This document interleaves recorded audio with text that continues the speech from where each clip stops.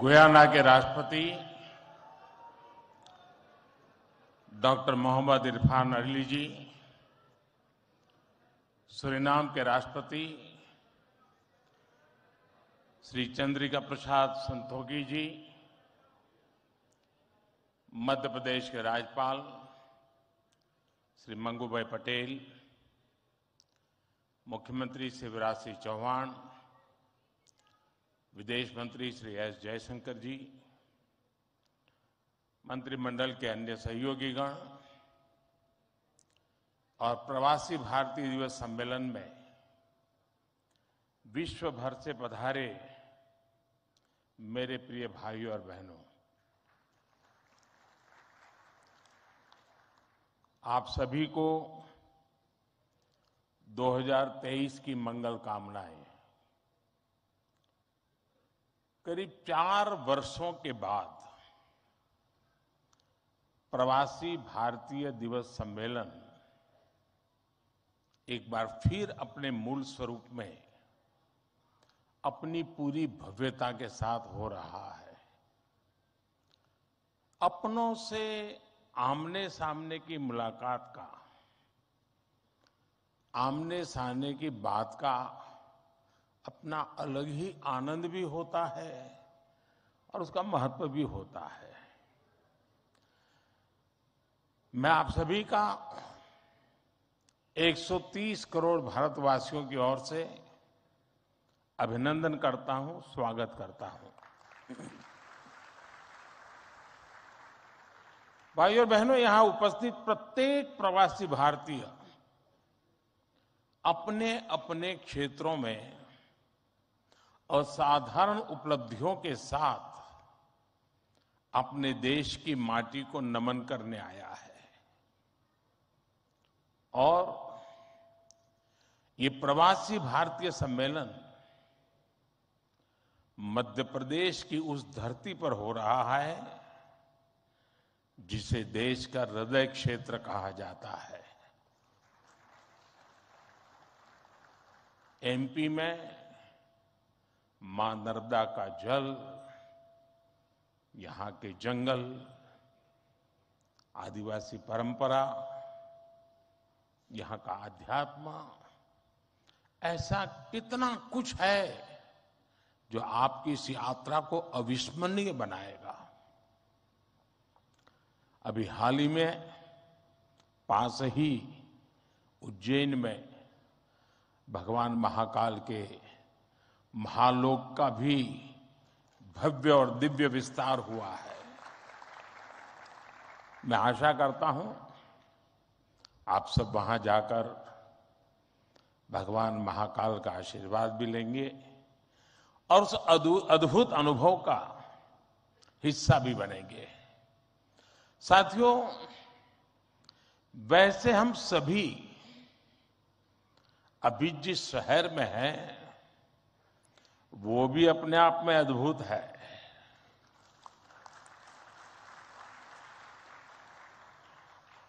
लोग कहते हैं कि इंदौर एक शहर है,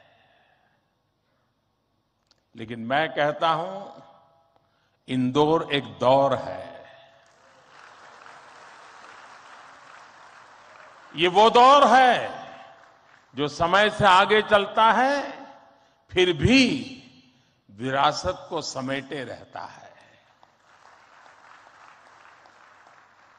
इंदौर ने स्वच्छता के क्षेत्र में देश में एक अलग पहचान स्थापित की है। खाने पीने के लिए अपन इंदौर, अपन का इंदौर,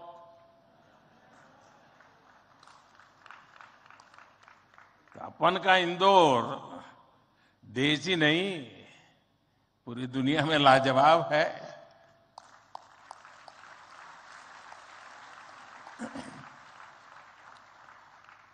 इंदौरी नमकीन का स्वाद, यहाँ के लोगों के यहाँ पर जो पोहे का पैशन है, साबूदाने की खिचड़ी, कचौरी, समोसे, शिकंजी, जिसने भी इसे देखा उसके मुंह का पानी नहीं रुका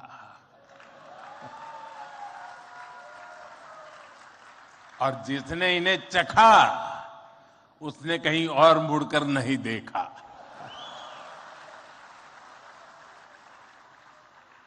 इसी तरह 56 दुकान तो प्रसिद्ध है ही, सराफा भी महत्वपूर्ण है। यही वजह है कि कुछ लोग इंदौर को स्वच्छता के साथ साथ स्वाद की राजधानी भी कहते हैं। मुझे विश्वास है यहां के अनुभव आप खुद भी नहीं भूलेंगे और वापस जाकर दूसरों को यहां के बारे में बताना भी नहीं भूलेंगे। फ्रेंड्स, दिस प्रवासी भारतीय दिवस is special in many ways. We celebrated 75 years of India's independence just a few months ago. Our digital exhibition related to our freedom struggle has been organized here.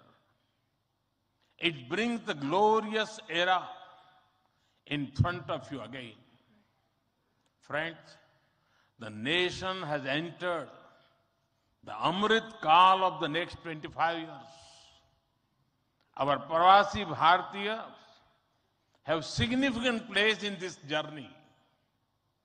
India's unique global vision and its important role in the global order will be strengthened by you people. साथियों, हमारे यहां कहा जाता है स्वदेशो भुवन त्रयम, अर्थात हमारे लिए पूरा संसार ही हमारा स्वदेश है। मनुष्य मात्र ही हमारा बंधु बांधव है। इसी वैचारिक बुनियाद पर हमारे पूर्वजों ने भारत के सांस्कृतिक विस्तार को आकार दिया था। हम दुनिया के अलग अलग कोनों में गए, हमने सभ्यताओं के समागम की अनंत संभावनाओं को समझा। हमने सदियों पहले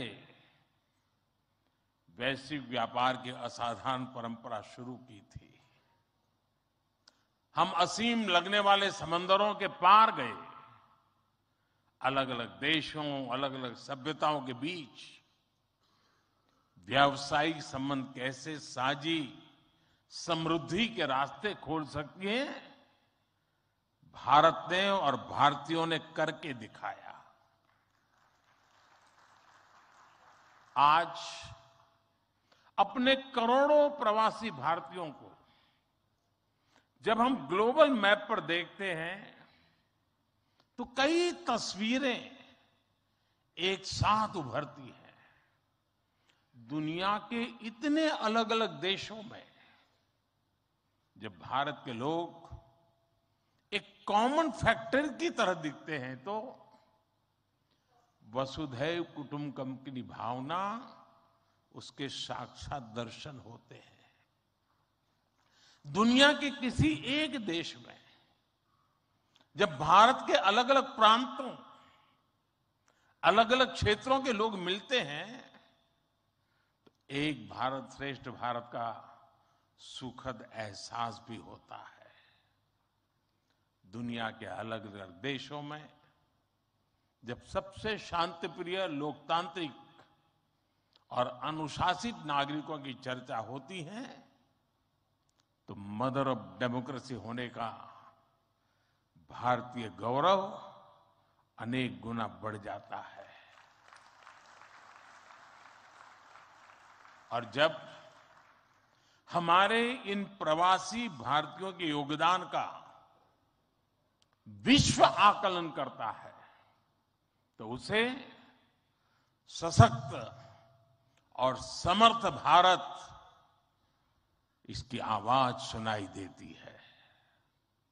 इसलिए ही तो मैं आप सभी को, सभी प्रवासी भारतीयों को विदेशी धरती पर भारत का राष्ट्रदूत, ब्रांड एम्बेसडर कहता हूं। सरकारी व्यवस्था में राजदूत होते हैं, भारत की महान विरासत में आप राष्ट्रदूत होते हैं। Friends, your role as India's brand ambassador is diverse.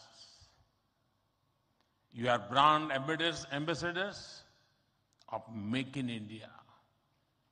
You are brand ambassadors of yoga and Ayurveda. You are also brand ambassadors of India's cottage industries and handicrafts. At the same time, you are also brand ambassadors of India's millets. You would already know that 2023 has been declared by the United Nations as the International Year of Millets. I appeal to you to take some millets products with you while returning. You also have another important role to play in these rapidly changing times. You are the people who will address the world's desire to know more about India. Today, the whole world is waiting and watching India keenly with great interest and curiosity. It is important to understand why I'm saying this. साथियों, पिछले कुछ वर्षों में भारत ने विकास की जो गति प्राप्त की है, जो उपलब्धियां हासिल की हैं, वो असाधारण है, अभूतपूर्व है। जब भारत कोविड महामारी के बीच कुछ महीनों में ही स्वदेशी वैक्सीन बना लेता है, जब भारत अपने नागरिकों को 220 करोड़ से ज्यादा वैक्सीन डोज मुफ्त लगाने का रिकॉर्ड बनाता है, जब वैश्विक अस्थिरता के बीच भी भारत विश्व की उभरती अर्थव्यवस्था बनता है, जब भारत विश्व की बड़ी इकोनॉमी से कॉम्पीट करता है, टॉप 5 इकोनॉमी में शामिल होता है, जब भारत दुनिया का तीसरा सबसे बड़ा स्टार्टअप इकोसिस्टम बनता है, जब मोबाइल मैन्युफैक्चरिंग जैसे क्षेत्रों में, इलेक्ट्रॉनिक मैन्युफैक्चरिंग के क्षेत्र में मेक इन इंडिया का डंका बजता है, जब भारत अपने दम पर Tejas fighter plane, aircraft carrier, INS Vikrant और अरिहंत जैसी न्यूक्लियर सबमरीन बनाता है, तो स्वाभाविक है दुनिया और दुनिया के लोगों में क्यूरियोसिटी होती है कि भारत क्या कर रहा है, कैसे कर रहा है। लोग जानना चाहते हैं कि भारत की स्पीड क्या है, स्केल क्या है, भारत का फ्यूचर क्या है। इसी तरह जब कैशलेस इकोनॉमी की बात होती है, फिनटेक की चर्चा होती है, तो दुनिया ये देखकर हैरात में है कि विश्व के 40% real time digital transaction Bharat में होते हैं। जो स्पेस के फ्यूचर की बात होती है, तो भारत की चर्चा स्पेस टेक्नोलॉजी के मोस्ट एडवांस देशों में होती है। भारत एक बार में 100 सैटेलाइट लॉन्च करने का रिकॉर्ड बना रहा है। सॉफ्टवेयर और डिजिटल टेक्नोलॉजी के क्षेत्र में हमारी ताकत दुनिया देख रही है। आप में से बहुत से लोग भी इसका बहुत बड़ा जरिया है। भारत का ये बढ़ता हुआ सामर्थ्य, भारत का ये दमखम, भारत की जड़ों से जुड़े हर व्यक्ति का सीना चौड़ा कर देता है। वैश्विक मंच पर आज भारत की आवाज, भारत का संदेश, भारत की कही बात एक अलग ही मायने रखती है। भारत की ये बढ़ती है ताकत आने वाले दिनों में और ज्यादा बढ़ने वाली है और इसलिए भारत के प्रति जिज्ञासा, भारत के प्रति क्यूरियोसिटी भी और बढ़ेगी और इसलिए विदेश में रहने वाले भारतीय मूल के लोगों की, प्रवासी भारतीयों की जिम्मेदारी भी बहुत बढ़ जाती है। आपके पास आज भारत के बारे में जितनी व्यापक जानकारी होगी, उतना ही आप दूसरों को भारत के बढ़ते सामर्थ्य के बारे में बता पाएंगे और तथ्यों के आधार पर बता पाएंगे। मेरा आग्रह है कि आपके पास कल्चरल और स्पिरिचुअल जानकारी के साथ साथ भारत की प्रगति की अपडेटेड इंफॉर्मेशन होनी चाहिए। साथियों, आप सबको ये भी पता है, इस वर्ष भारत दुनिया के G20 समूहों की अध्यक्षता भी कर रहा है। भारत इस जिम्मेदारी को एक बड़े अवसर के रूप में देख रहा है। हमारे लिए ये दुनिया को भारत के बारे में बताने का अवसर है। ये दुनिया के लिए भारत के अनुभवों से सीखने का, पुराने अनुभवों से सस्टेनेबल फ्यूचर की दिशा तय करने का अवसर है। हमें G20 केवल एक डिप्लोमेटिक इवेंट नहीं, बल्कि जन भागीदारी का एक ऐतिहासिक आयोजन बनाना है।